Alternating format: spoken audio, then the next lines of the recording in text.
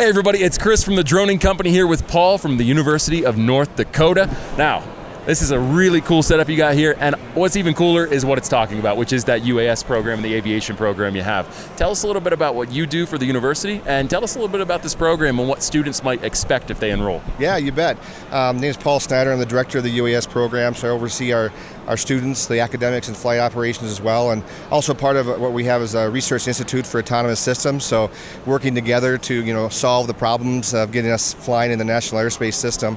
Our program, we started back in 2009, so we were the first four-year degree program in the country, and we saw it coming. UAS is part of aviation now, and we've been doing aviation for about 55 years, and so we jumped into it right away and said, let's figure this out, and all the things we've learned in aviation, let's bring that along with us. Just don't forget all that stuff.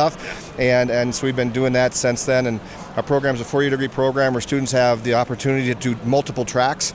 They can go into the large track or medium and high altitude, long endurance type operations. Sure. And then we have also a small track or commercial applications, getting into those, all the things that you're seeing here, where people can get in and really start to hone in on different kind of areas that they're interested in. So lots of opportunity. Absolutely, and I think that you're really doing a lot of great work to address the underlying issue in the industry, which is Part 107, pretty easy to get if you've got a moderate amount of intelligence and time to study. You can usually get your Part 107 without too much trouble, but what happens is people get their Part 107 and they're not sure how to apply that knowledge in an actual working environment because it goes beyond that. And that's sort of what's unique about these programs is it teaches you how to use the drones. Can you tell us a bit about some of your more popular tracks?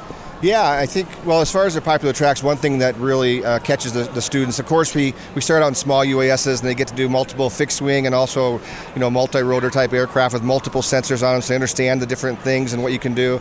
But then we get into, this aircraft up here, and this is actually a Scan Eagle 3. We have a Scan Eagle 1, so, this is a Boeing in situ product that, has the capability of flying over 20,000 feet, and it can fly for 24 hours and a couple gallons of gas. And, this is an aircraft, right? And this has the specs that really, bringing the professionalism out to say this isn't some hobby, this is something that you can do for a profession. So I think that's really a catch in our program.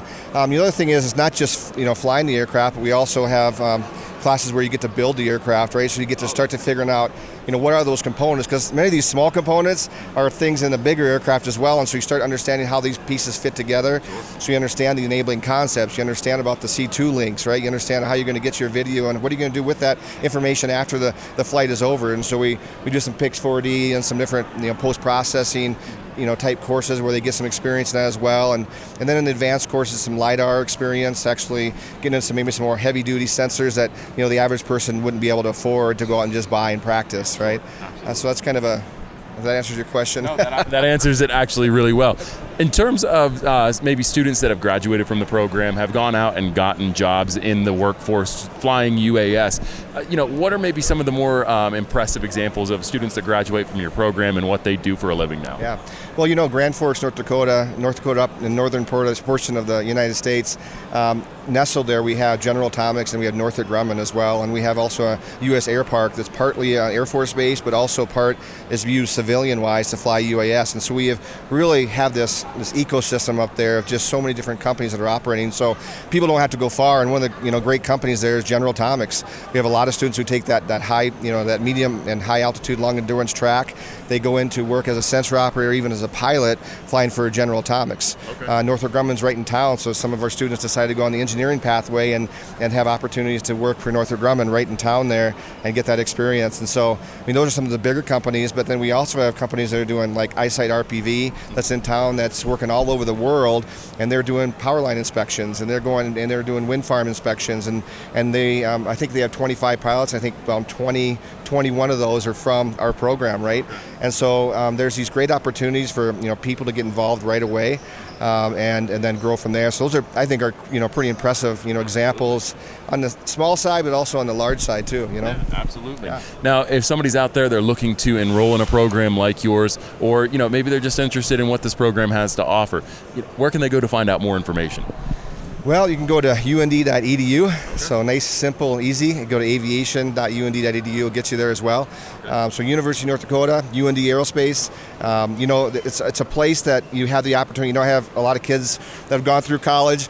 I tell them, you can take out a card out of the deck, and if you don't like it, you can put it back in.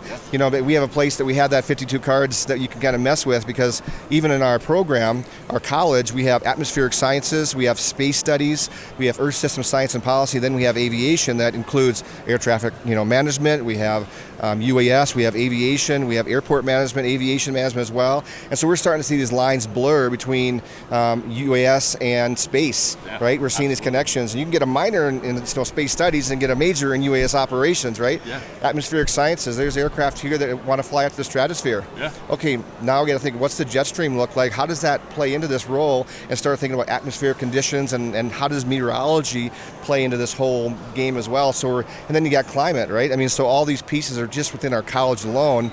And that's not to mention we just started an aerospace engineering program, mechanical engineering program as well. So we have that established well over many years. So Absolutely. Lots of options come up. Figure out what excites you, where you can see yourself be, and maybe you'll learn that maybe it's a different place than you thought, right? Absolutely. So, yeah. And hey, if there's any doubt about the fact that UAS is going to space, it's on its way there. We have NASA at Expo 23 here. Let's be honest, it's happening. So, hey, I want to thank you so much for your time, Paul. Appreciate it.